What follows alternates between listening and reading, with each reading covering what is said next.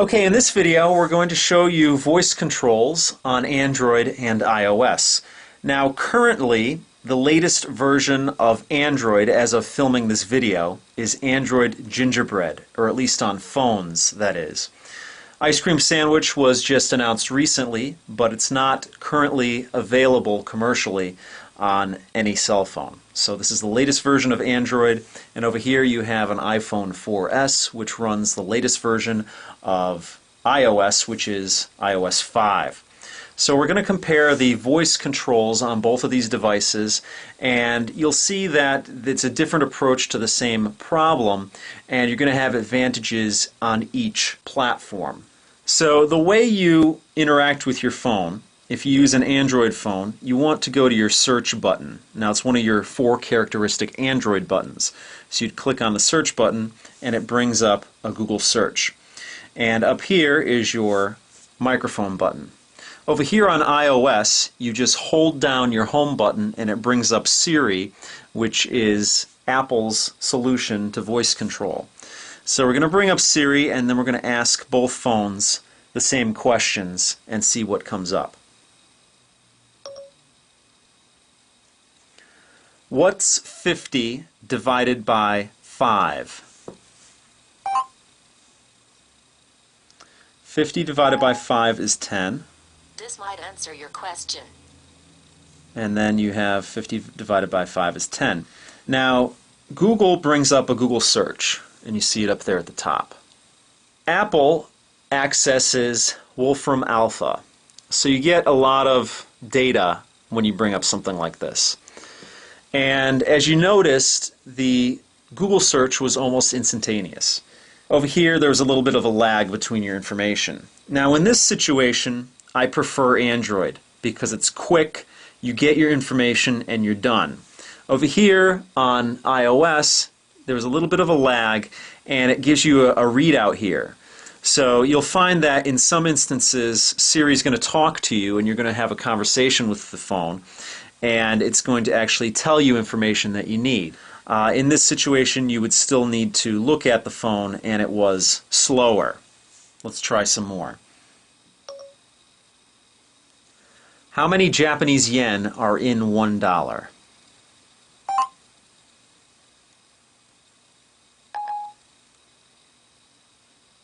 Let me think. You already have your result over here. This might answer your question.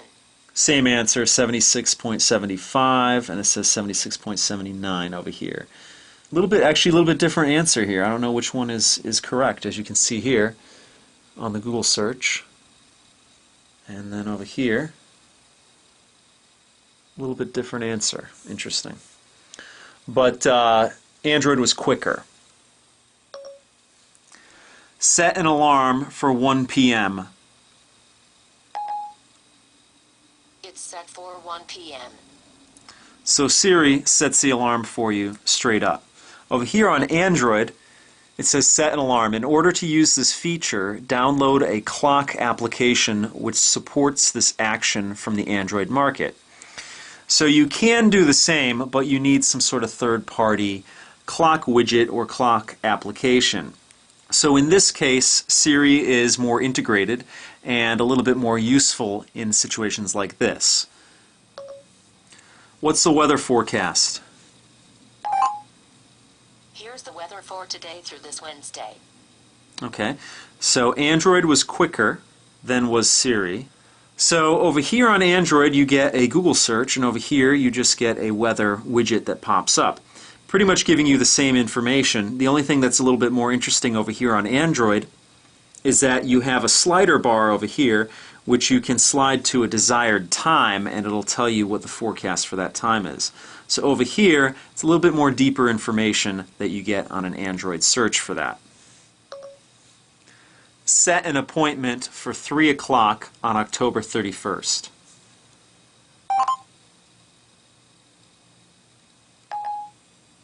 Okay, I set up your appointment for October 31st, 2011. Are you ready for me to schedule it? Yes. Okay, it's on your calendar for October 31st, 2011. So as you can see here, I was actually able to set up an appointment on here just strictly through voice commands.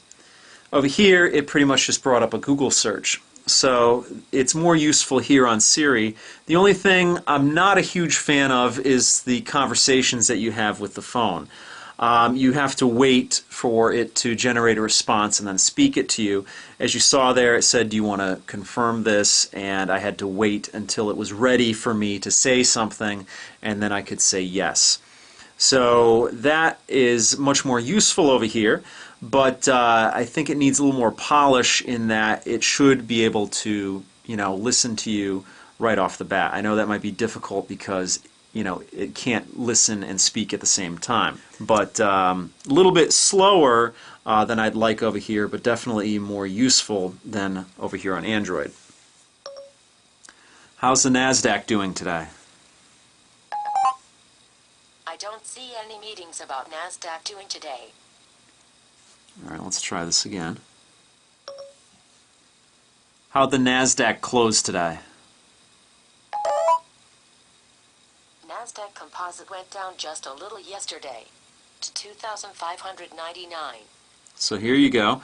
I asked over here how the NASDAQ closed today, and it gave me a Google search. Over here it actually gave me specific information.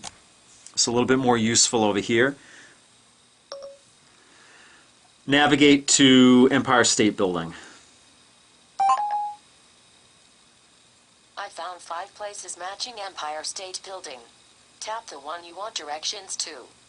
So over here on Android, much more useful because Google is known for their navigation software and Google Maps. Over here you select where you want to go. Directions to Empire State Building. And you actually get turn-by-turn directions over here, even though I have it blocked out because it shows my current residence, and I don't want that out on the internet. But over here you get your turn-by-turn. Over here you basically get directions. So Android is more useful in this situation than is iOS. Send text message to me.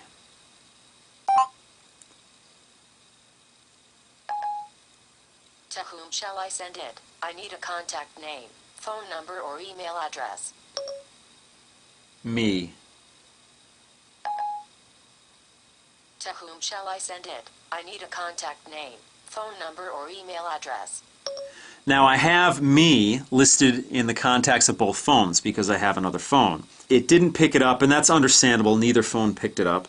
It's understandable that it didn't because me really isn't considered a name. It's more considered probably a noun. So it's understandable that it didn't pick it up. But typically you could say send a message, send a text, and it would pick up who you want to send it to, and then in the body of the message it already brought up here to me, and there was no body of this message here. So pretty much if you had a name on both of them, I would say that they would perform comparably. So you can basically dictate a text message or even an email if you want on both phones, and I would probably rate them both equally useful in that situation. What time is it in Tokyo, Japan? The time in Tokyo, Japan is 1:23 p.m. Okay, now that one brought it up pretty comparably. This one was quick and it spoke it out pretty quick. Over here it brought up the Google search right out of the gate. The only thing that you might find a little bit more useful is that this actually spoke the time. So if you find that more useful, then the iPhone might have an edge in that situation. But they were both lightning fast. How many calories are in a Big Mac? Checking my sources. This brought up a Google search, Okay, here goes. and this brought up Wolfram Alpha. So you get your information here in this little computer readout here. Over here, the Google search brought up web pages. So you would have to dive a little bit deeper, click on here, and then it would bring up Big Mac nutrition information.